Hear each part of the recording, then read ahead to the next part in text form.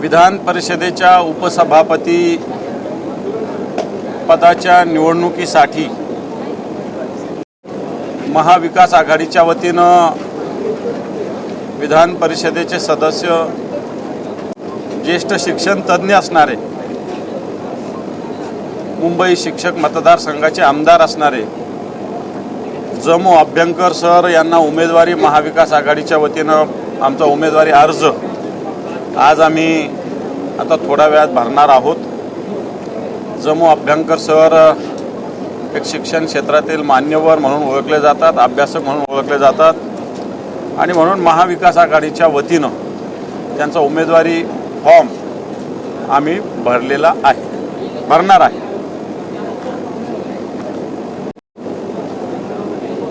तुम्ही हा अर्ज भरत आहात, मात्र दुसरीकडे माहिती आहे, तुम्हाला वाटतं की तुमचं देखील संख्याबळ तितकं पुरेसं आहे? पण संख्याबळ नसलं म्हणून निवडणूक लढू नये अशातला काही भाग नाही।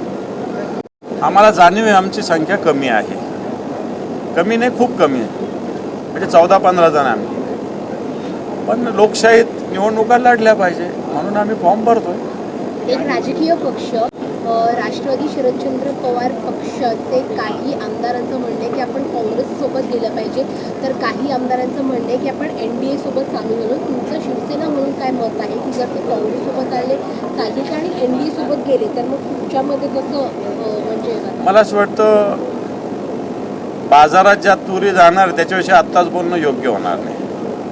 कोणी ऑफिशियल अशा पद्धतीनं मत व्यक्त केलं तर मला असं वाटतं आम्हालाही ऑफिशियल मत व्यक्त करता येईल। ज्याचा त्याचा विचार ज्याचा त्याचा असू शकतो, पण शरद पवार साहेबांचं नेतृत्व मोठं नेतृत्व आहे, तेव्हा मला असं वाटत नाही की ते इकडं कोणाबरोबर इकडे NDA असेल किंवा काँग्रेस असेल यांच्यासोबत जातील। काँग्रेस आणि शरद पवार साहेबांचा पक्ष आता आम्ही तर एकत्र लोकसभेमध्ये आहोत, विधानसभेत आहोत, राज्यात आहोत, देशात आहोत। पण हा या विचाराला किंवा या विषयावर चर्चा व्हायला सुरुवात खासदार संजय राऊत यांनी जी सुरुवात केली त्यानंतर या सगळ्या घडामोडी घडतायत अशी चर्चा आहे। संजय राऊतांनी शिवसेनेला माफ करा राष्ट्रवादीला जो सल्ला दिला होता त्यातून हा सगळा विचार पुढे आलाय असं बोललं जातं। संजय राऊत साहेब हे शिवसेनेचे नेते आहेत आणि जर त्यांचा सल्ला ऐकून जर काम करायला लागले तर मला असं वाटतं आम्हाला तर चांगलंच वाटेल, परंतु असा काही संजय राऊत साहेब कोणाला सल्ला देण्याचा मला नाही वाटत काही प्रश्न निर्माण होतो। संजय राऊत साहेब शिवसैनिकांना शिवसेनेला देतील, बाकीच्यांना सल्ला द्यायचा काही प्रश्न निर्माण होतो।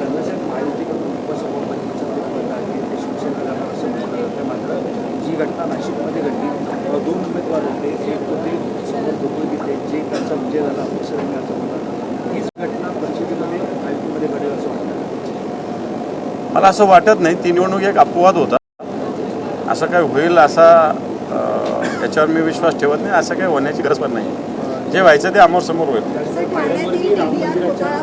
विधानसभेमध्ये मुद्दा उपस्थित करण्यात आला होता, जितेंद्र आव्हाड ज्यावेळी हा मुद्दा उपस्थित करत होते त्यावेळी लोकशाही मराठीने हा ठाण्यातला वनविभागातला 2,800 कोटींचा TDR घोटाळा समोर आणला होता। मला वाटतं परिषदेमध्ये 4 दिवसापूर्वीच हा विषय मी स्वतः 289 सूचनेच्या अन्वये आणलेला होता।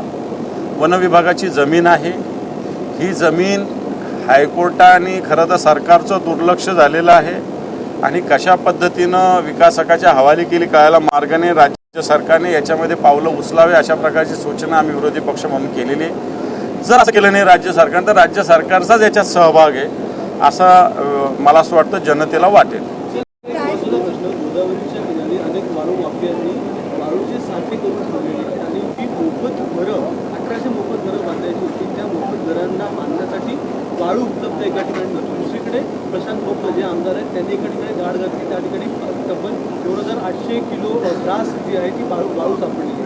तर प्रश्न हा उठतो की प्रशासनाला वाळू सापडत नाही आहे, दुसरीकडे वाळू माफियांनी साठे प्रशासन विशेषतः महसूल खातं आणि पोलीस खातं यांच्या लाग्या बांध्यामुळंच इनलिगल अनधिकृत वाळूचे साठे होतात। प्रशासनाला हे माहिती असतं, दिवसा वाळू वाहतुकीचा परवाना असतो, रात्री वाहतूक करता येत नाही, परंतु पोलिसाच्या आशीर्वादाने रात्री वाहतूक होते।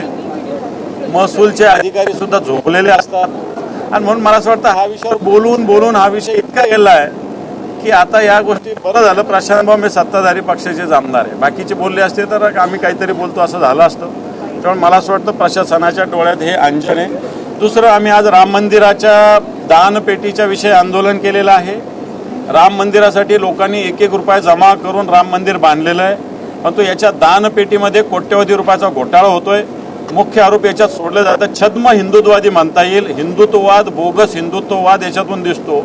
रामाच्या नावाने मत मागायचे, रामाच्या नावाने मंदिर बांधायचं, मंदिर आम्ही बांधलं सांगायचं आणि त्याच मंदिरात चोऱ्या करायच्या, डाक्या घालायच्या. या प्रकाराचा निषेध आम्ही आता आंदोलनाच्या माध्यमातून केलेला आहे. सर, काल ज्या पद्धतीत विरोधकांच्या 293 प्रस्तावावरती चर्चा सुरू होती तेव्हा अधिकारी उपस्थित नव्हते, तर ह्या अधिकाऱ्यांना कारणे दाखवून नोटीस देखील बजावली. दोन्ही सभागृहामध्ये अधिकारी उपस्थित होते.